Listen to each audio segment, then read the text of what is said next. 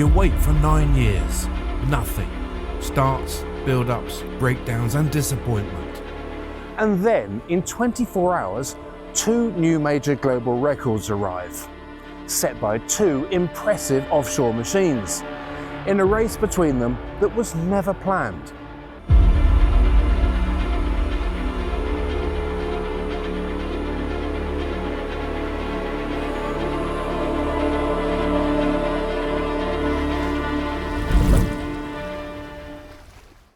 The first new record for the Jules Verne Trophy this year came as Thomas Coville's Sodebo 3 crossed the line.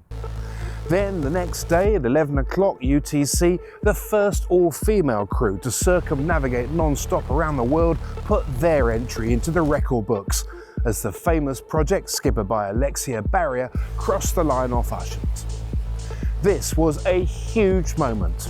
Until 2025, there have been 30 Jules Verne attempts in total. Only 14 have successfully circumnavigated the globe. And of these, only 9 had achieved the record. So now, 2 boats had entered the record books. Sodebo 3 becomes the 10th successful campaign. The famous project becomes the 16th to complete the course, and the first for an all-female team that has completed a lap of the planet aboard a maxi multi-hull. Among all the teams, only 14 female sailors have ever attempted a Jules Verne Trophy circumnavigation. The only previous all-female attempt was in 1998, when Tracy Edwards' Royal and Sun Alliance was dismasted in the Southern Ocean. In 2003, Ellen MacArthur's mixed-gender crew suffered the same fate.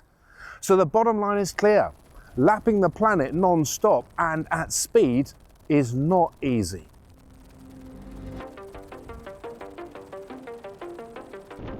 It's well known in the world of offshore speed sailing that to break a record you need to know how to go slowly. Never was that more true than for Alexia Barrier and her crew aboard the famous project. Having worked and at times nursed their giant trimaran around the world, 2 major Atlantic storms presented the team with a big dilemma as the closing stages of their trip. Pressing ahead was one of them, but the risk of suffering major damage on top of the breakages they'd already endured presented a huge risk. But holding back is not easy either. The giant E-deck trimaran with a rotating wing mast is a runaway bus, capable of sitting at speeds in the teens, even with no sail set. But smart tactical thinking saw Barrier's crew head for the relative shelter of the Azores to slow down. From there, they could time their brake for the finish. And it worked. And to take their minds off the stress of the final few hundred miles, they reflected on what had made this trip special for them. Mon premier tour du monde, le premier tour du monde c'était le Vendée Globe 2020, donc en solitaire, en monocoque. Un tour du monde en équipage, en multicoque, sur un maxi trimaran, c'est vraiment un autre univers. Quand on est parti, je ne savais absolument pas de quoi allait être fait notre quotidien. Je ne savais absolument pas comment on allait naviguer avec un bateau comme celui-ci, dans la houle, la mer formée, avec des tempêtes. Pour moi, c'était vraiment la grande inconnue. Alors que sur le Vendée Globe, le monocoque, je connais par cœur. J'ai fait ça toute ma vie. Là, c'était un peu le grand frisson, la grande inconnue. Ça faisait un peu peur. Et de pouvoir le partager en équipe, j'ai découvert la force du collectif, même si j'ai déjà navigué en équipage.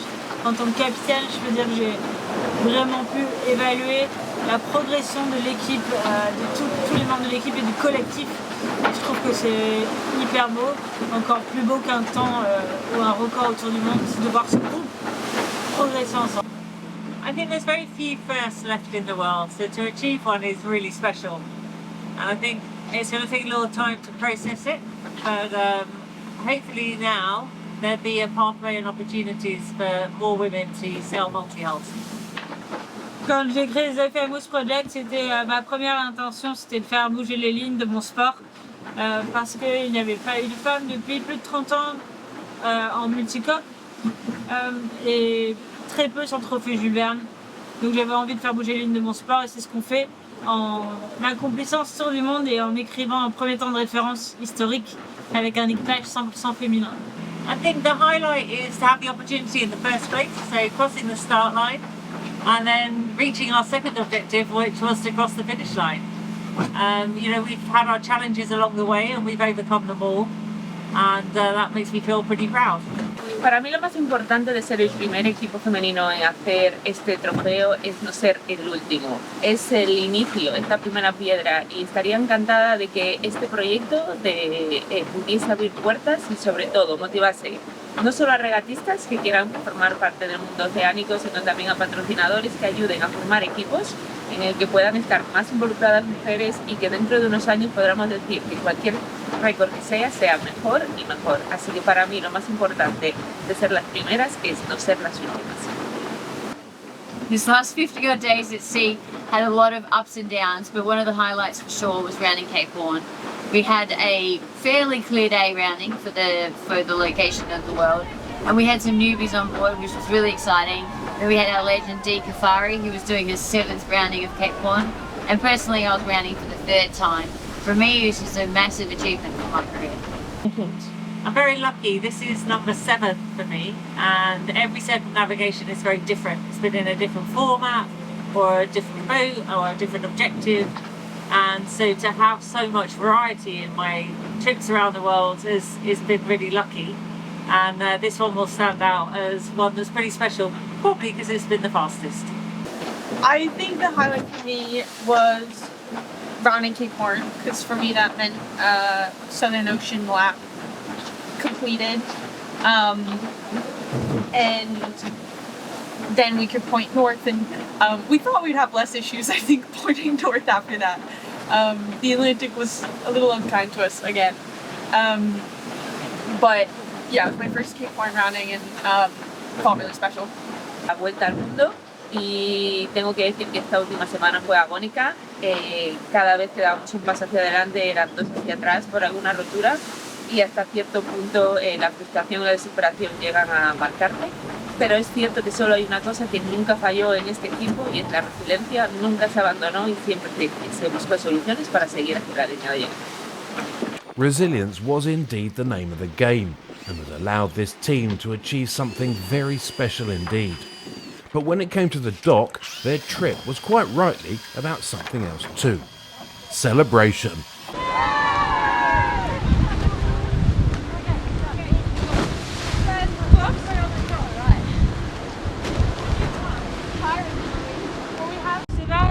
Comment tu le sens?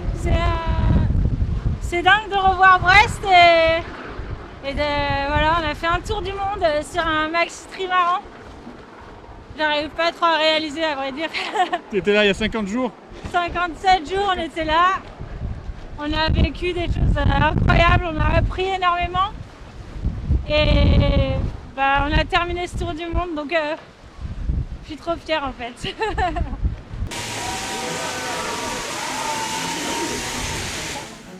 So, it was job done, in the bag, and now in the history books too. And their entry would include the all-important stats, starting with their time. 57 days, 21 hours and 20 minutes, in which time they covered 28,458 miles, at an average speed of 20.5 knots, and with a personal best over 24 hours of 674.76 nautical miles, at an average of 28.11 knots.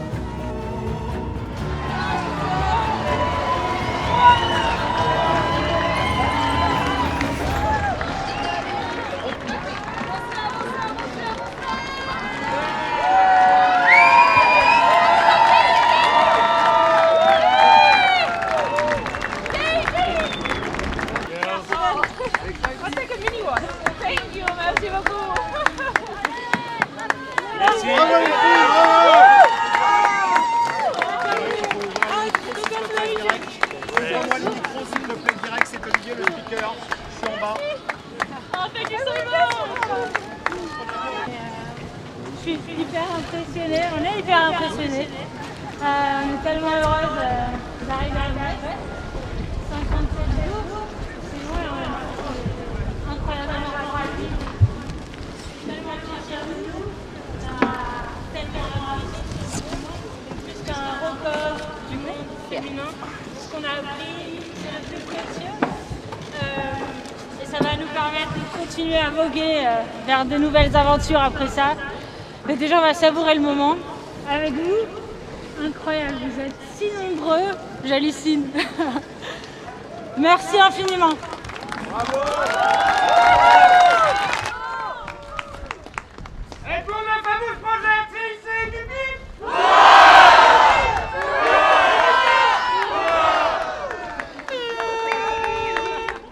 And then some special words from a very special sailor.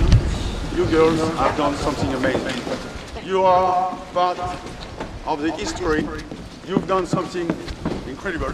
And for you, Alexia, especially, I don't know where you get this crazy energy, but you're full of energy. You've done something incredible with mistakes, with failures, but what you've done, what you achieved is incredible. It's definitely a sailor which should have admiration for other sailors. Merci Thomas.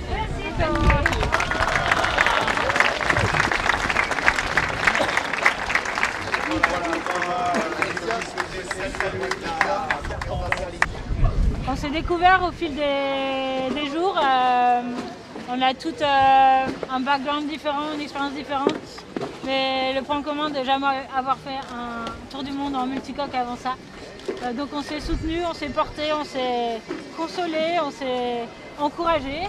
On a toujours été là les unes pour les autres, quel que soit le niveau de problématique qu'on ait pu avoir, et on en a eu quelques-uns sur ce tour du monde.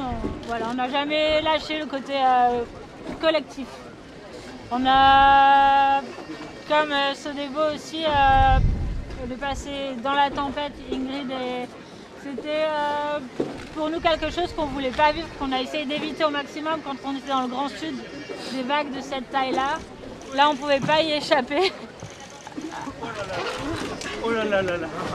Oh là là. Des vagues de plus de 8 à 10 mètres. Et, Non, mais ça peut. Moi, j'ai un copain ça faisait très peur. Mais on sait que notre bateau est costaud. Il a 20 ans, mais il est super costaud. Et il nous a aidé à passer à travers les vagues. C'était... voilà, c'est quelque chose qu'il est intéressant de vivre pour savoir qu'on arrive à passer à travers et qu'on pourra y retourner. So, with 2 campaigns and 2 new records, this season has been a successful one for scorching around the planet. And when you look back at the data, it's interesting to note that Sodebo's trip of 40 days halves the time set by the original Jules Verne holder in 1993, Bruno Peyron, aboard the catamaran Explorer. The famous project's performance put them alongside Peyron as well, but this time 12 years later, in 2003, when he and his crew were sailing their Cat Orange 2. The bottom line is that setting new speed records often happens slowly.